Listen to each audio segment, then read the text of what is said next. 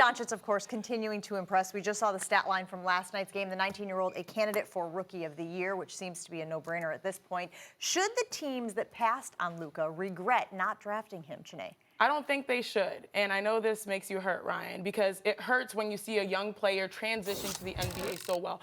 And you're a big, I'm a big.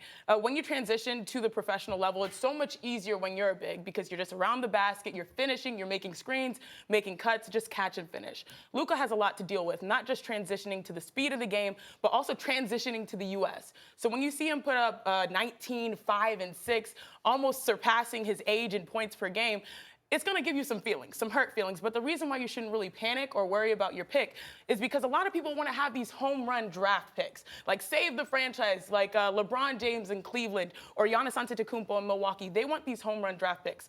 Luka is actually, his best fit is actually in Dallas. If you look at the pace per game, if you look at Atlanta and Sacramento, teams that passed up on him, they play with tremendous pace. They're #1 and #2 in pace.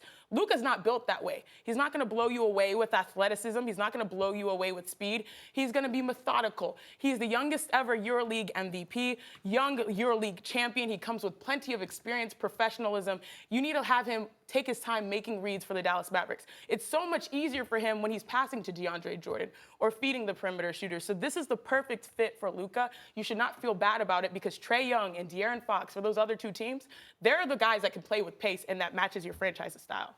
Chiney, I love you. You know your stuff. You put it out there, but are you kidding me to tell me that Luka shouldn't have been #1? I've been screaming from the mountaintops this kid should have been drafted #1. I played in the Spanish league the same time Luka was there. The one thing I know about that league is very skill-based. There's no weaknesses in this kid's game. He's been playing against grown men. So as he gets to the NBA, that transition was going to be seamless. If you see the way that the NBA basketball is played today, it's very positionless. It's very guard-oriented. Those are the guys that go and win you, hear me, they win you championships. So Luka Doncic is a guy who's 6'8".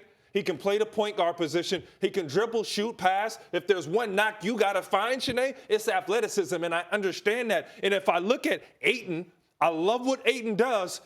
He's not Garnett. He's not Shaquille O'Neal. This isn't a guy, this ain't Joel Embiid. This isn't a guy that just tears down NBA defense. If I look at Trae Young ain't going to be Steph Curry. As a matter of fact, I think at this age, he's better than Steph. He's stronger. He's more sturdy. He passes better. But realistically, I don't know how you missed it. At that age. First of all, you got to slow your roll, my friend. Because the two teams in which I mentioned, they found guards that really work for them. And as great as Luka Doncic has been so far, the guards that they have, Trae Young is not having a Joe Schmo, regular schmegular type of year. He's having a solid year in Atlanta. If you look at De'Aaron Fox, he's one of those top, along with Pascal Siakam, improved candidates in the NBA, right? If you look at Phoenix, that's the only place where you can say, okay, maybe they should have taken him.